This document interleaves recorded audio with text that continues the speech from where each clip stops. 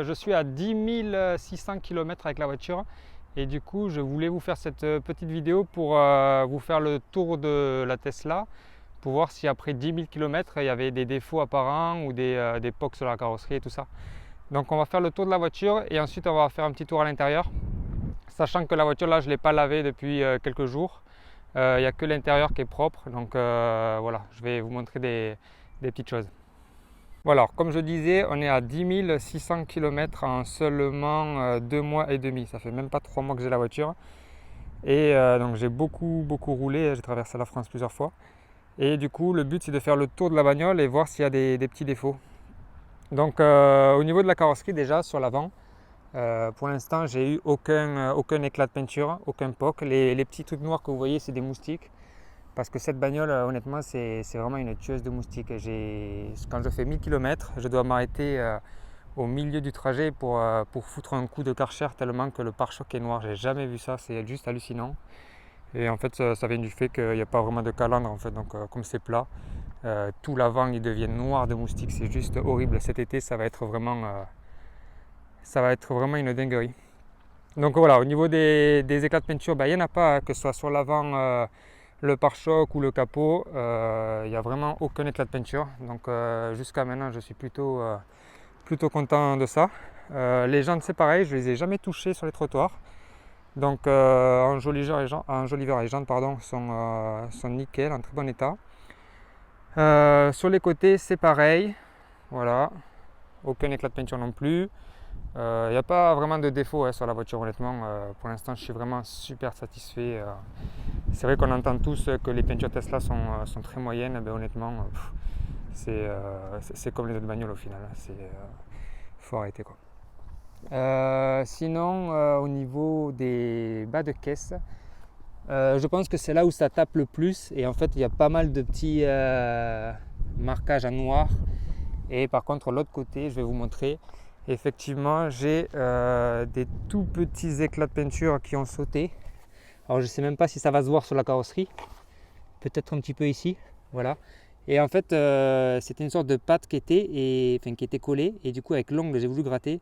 Et en fait, c'est moi, avec l'ongle, qui a enlevé un petit peu la peinture. Donc c'est vraiment une peinture souple au niveau des bas de caisse. Voilà. Mais sinon, mis à part les deux petits trous que je vous ai montrés là, la voiture elle est dans un impeccable état au niveau extérieur.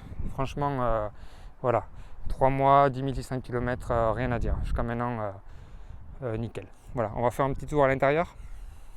Alors pour ce qui est de l'intérieur, c'est un peu différent. Donc j'ai passé un coup de lingette pour faire ressortir un petit peu les défauts. Et donc les défauts, on voit un petit peu ici quelques petites rayures. Alors ça se voit un peu plus, j'ai l'impression, au téléphone qu'en vrai. Et puis en plus, on a le soleil en plein dessus. Mais en gros, voilà, des petites rayures. Au niveau de la boîte à gants, franchement, non. C'est des petites traces, mais rien de fou. Après, les sièges, ils sont nickel. Hein. Franchement, il faut juste les laver régulièrement. Mais voilà, il n'y a pas de marque. Comment dire, le cuir est bien tendu toujours. Donc franchement, pareil, satisfait. Le reste, à l'arrière. Alors là, ça va être intéressant parce que moi, j'ai un petit avec un siège auto, donc là je l'ai enlevé pour la vidéo, mais vous imaginez bien que c'est un peu le désastre quand il monte dedans. Et donc voilà, il y a quelques traces, voilà, il y en a qui partent, il y en a qui partent pas, et il y a quelques rayures ici, mais c'est vraiment très léger. Je vous dis, sur la vidéo, j'ai l'impression que ça se voit plus qu'en vrai. Et sur le siège, alors moi je mets une protection de siège que vous avez vu sur mes autres vidéos et dans la description. Et avec la protection de siège, honnêtement, les sièges ils sont vraiment nickel. Voilà, ils sont juste un petit peu sales. Mais sinon, voilà, je vous recommande de l'acheter. Il y a un lien dans la description. Hein, c'est pas sponsorisé, c'est juste un produit qu'il faut quand on a un siège auto. Les portières, c'est pareil. Rien à dire sur les portières, voilà. Non, c'est que de la poussière. Les joints, ça n'a pas bougé évidemment. On va faire un tour de l'autre côté. Voilà, alors ce côté-là, c'est le côté qui sert un petit peu moins que l'autre, parce que moi le siège il est installé là-bas. Et bon là c'est pareil, hein. Voilà, il faut juste les nettoyer un petit peu, mais sinon c'est dans un impeccable état. Faites attention à ça quand vous avez un petit, parce que moi des fois on mange dans la voiture et je me suis aperçu qu'ils mettaient des frites à l'intérieur. Donc bien heureusement je les ai enlevées. Mais ouais, faites attention à ça quand même de bien protéger ça. D'ailleurs, on voit que c'est un peu gras ici parce que bah, du coup, il se met au milieu pour regarder le petit dessin animé sur l'écran. Donc voilà, c'est peut-être le truc à protéger en priorité. Et sinon, voilà, l'arrière, c'est impeccable. J'ai pas mis de protection hein, sur les sièges pour l'instant, donc voilà. Et ensuite, on va passer côté conducteur, donc c'est celui qui est le plus utilisé évidemment. Au niveau de la portière, il n'y a absolument rien à redire. C'est dans un impeccable état. Les sièges, écoutez, c'est pareil, je fais pas spécialement attention, mais voilà, j'utilise comme une voiture normale. Et ici, bon, il y a deux petites traces, mais rien de fou. Et c'est plutôt ici au pied gauche en fait où ça peut se rayer un peu plus. Mais voilà, une fois que la lingette est passée, franchement, il n'y a rien à dire. Pour 10 000 km, c'est comme si elle était quasiment neuve, je veux dire. Le tableau de bord, l'écran, il n'y a pas de rayon non plus. Et pour tout ce qui est plafonnier, c'est pareil, c'est en bon état. Alors il faut faire gaffe parce que ici c'est un peu du tissu, donc si vous avez les doigts sales, faites attention de ne pas faire des marques, c'est toujours un peu délicat de les faire partir. Mais sinon, voilà, pour 10 000 km, encore une fois, la voiture elle est comme neuve en fait. Hein. Voilà. Au niveau des pneus, bah, j'ai pas trop bouffé les pneus. Voilà. Je roule normalement. Je fais quelques accélérations de temps en temps surtout pour faire tester les gens qui veulent essayer la voiture. Mais sinon, moi je roule normalement et les pneus ils sont pas plus bouffés que ça. Donc ça c'est pareil, c'est une bonne nouvelle. Bon, les plaquettes, on conduit à une pédale quand on a une Tesla, donc les plaquettes elles sont même pas rodées. J'utilise jamais les freins, mais alors vraiment jamais. Et puis voilà, pas grand chose à dire. Hein. Au niveau du coffre, c'est pareil. Je ne les ouvre pas parce que c'est le bordel, mais sinon, jusqu'à maintenant, la voiture, elle est vraiment nickel. Donc en 3 mois, on a eu 2 mises à jour, on va dire, majeures, avec pas mal d'optimisation. Ils ont rajouté Disney, ils ont rajouté de la personnalisation sur l'écran. Donc ça fait toujours plaisir d'avoir une mise à jour sur la voiture. Sinon, au niveau de la conduite, ben, c'est toujours... c'est une voiture, elle est précise en fait. On peut avancer, si vous voulez, de 1 seul millimètre si on veut, tellement que la pédale est précise et ça n'a aucun équivalent aujourd'hui, je pense, sur le marché au niveau de la conduite. Les Tesla, c'est vraiment quelque chose, on va dire, à part. Pour les applications, il y a pas mal de divertissements. Vous savez, il y a Disney+, il y a Netflix, il y a tous ces trucs-là. Maintenant, on peut avoir plus. Franchement, c'est une bagnole avec un écran géant. J'espère qu'on va avoir des mises à jour avec d'autres applications. Parce qu'on a quand même vite fait le tour de tous les petits jeux et tous les petits modes voilà, pour tous les petits gadgets. Moi, j'utilise toujours la connexion premium. Alors pourquoi? Juste pour Spotify en fait. Le reste, je ne m'en sers pas plus que ça. Mais rien que pour avoir Spotify, honnêtement, je ne me prends pas la tête. J'utilise la connexion premium. Quand il y a une musique qui me plaît, j'appuie sur le petit cœur. Et après, je vais dans playlist. Et j'ai toutes mes chansons préférées quand je clique ici. Donc voilà, c'est pour ça que j'utilise la collection premium. Rouler en Tesla, donc je vais vous faire une deuxième vidéo pour savoir combien ça coûte pour faire à peu près 1000 km quand on traverse la France avec. Mais vous allez voir que c'est quand même c'est correct. Ça augmente petit à petit, mais ça reste quand même correct. C'est une voiture qui a plein de subtilités. Par exemple, quand vous ouvrez la porte de la voiture, la voiture vous accueille avec la musique. Quand vous fermez la porte, automatiquement tout s'éteint. Par exemple, si vous roulez avec la musique à fond et qu'il y a un petit obstacle sur le côté, quand vous allez croiser, je sais pas, une autre voiture ou un obstacle, eh ben, automatiquement le son va se baisser dès qu'il va détecter que l'obstacle est trop près de la voiture. Voilà, c'est bourré de subtilité. Franchement, je pourrais en parler des heures tellement que cette voiture, enfin, le logiciel, il est presque parfait quoi. Pour une voiture qui est récente, une marque qui est récente comme ça, mais c'est juste dingue en fait ce qu'ils ont réussi à faire. Voilà, alors maintenant qu'on a fait le tour de la voiture pour voir l'état, maintenant je vais vous parler moi de mon ressenti et de ce que je pense de la voiture après 3 mois. Voilà, maintenant qu'on va dire l'euphorie est un peu passée, qu'est-ce que je pense de la voiture. Donc je vais me mettre à l'intérieur parce qu'il y a pas mal de vent. Voilà. Donc ça fait voilà 3 mois. Honnêtement, cette voiture, c'est une dinguerie. Je suis encore comme un fou quand je la prends. Je dis souvent quand on s'achète des cadeaux, on est content pendant quelques heures, allez, limite quelques jours, et après ça passe. Et là, même après 3 mois, ben, c'est toujours un plaisir d'aller prendre le volant. Le moindre prétexte, on prend la voiture pour rouler avec. Franchement, c'est vraiment une super bagnole. Je la fais essayer à tout le monde et le constat, il est toujours sans appel. Les gens, ils adorent cette bagnole. Elle est incroyable, cette voiture.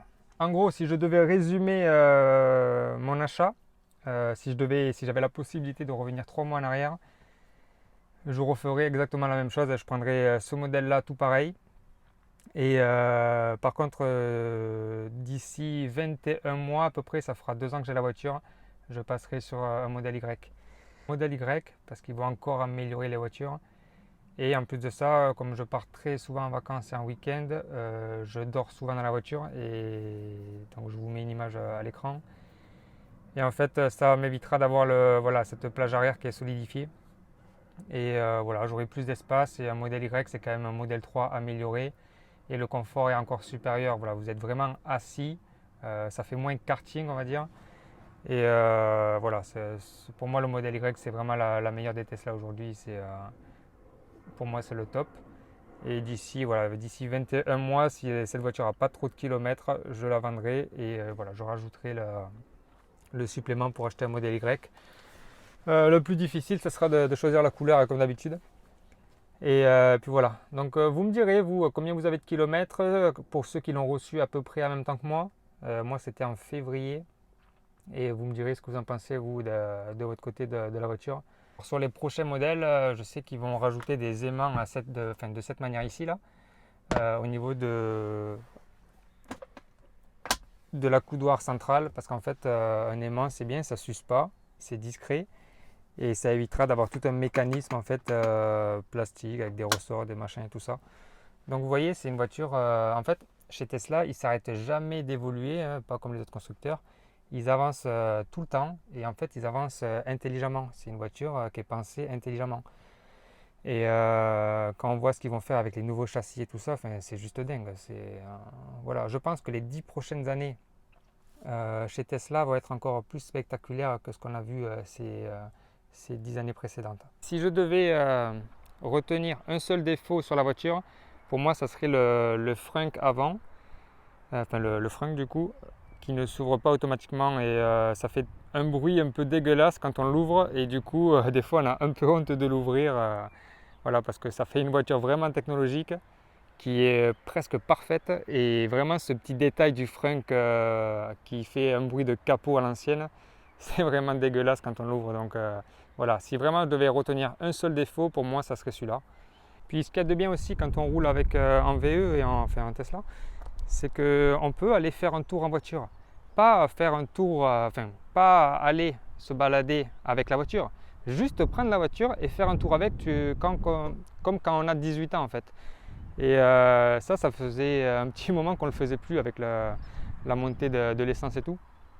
Et voilà, quand on roule à VE, on retrouve un peu ce plaisir-là d'aller se balader juste pour rouler, voilà, en montagne et tout ça.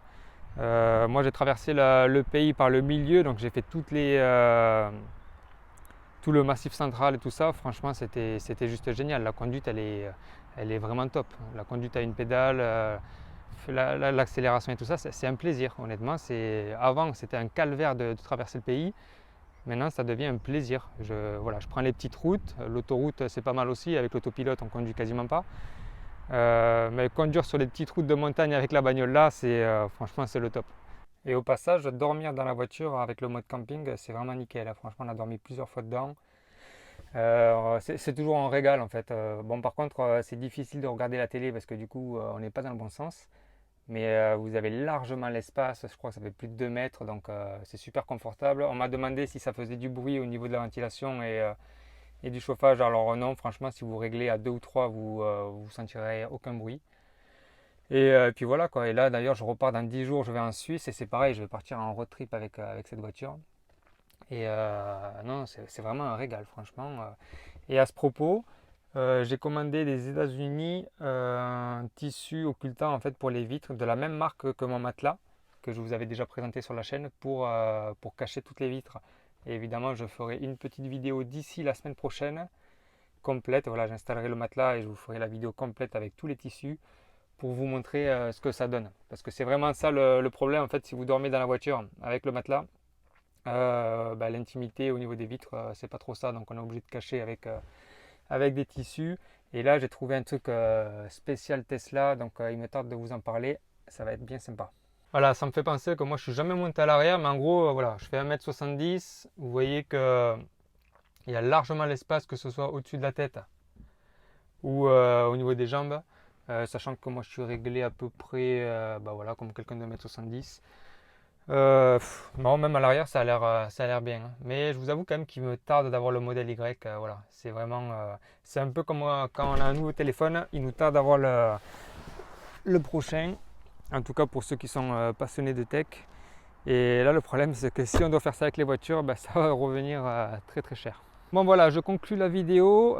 Pour conclure, voilà, super bagnole, très bonne finition. Voilà, j'ai pas de défaut après 11 000 km, presque 11 000 km. C'est un super achat. Je regrette absolument pas la voiture. En plus maintenant, vu qu'elle a augmenté, ça devient une réserve de valeur pendant, on va dire, 2 bonnes années, je pense. La semaine prochaine, je vous ferai des vidéos. Là, j'ai pas trop eu le temps. Ça fait 2 semaines que j'ai pas fait de vidéo parce qu'en fait, je suis en train d'aménager, de déménager, de faire plein de choses à la fois. Et du coup, j'ai pas trop le temps de faire des vidéos. Mais semaine prochaine, je vous teste les tissus de la marque Tescamp, voilà, de la même marque que mon matelas, qui ont été très très difficiles à trouver parce que c'est tout le temps en sold out. Donc obligé de les commander aux États-Unis. En plus, c'est pour modèle Y, c'est même pas pour modèle 3, mais bon, je pense que ça va être adaptable sans problème. Et je voulais vous tester aussi le compresseur que j'avais acheté pour les roues, parce qu'il n'y a pas de roue de secours. Donc vous me direz dans les commentaires si ça vous intéresse, que je vous teste le petit compresseur que j'ai acheté, qui est aussi dans la description de la vidéo. Et puis voilà, je vais essayer de reprendre des vidéos régulièrement et je vous dis à très vite.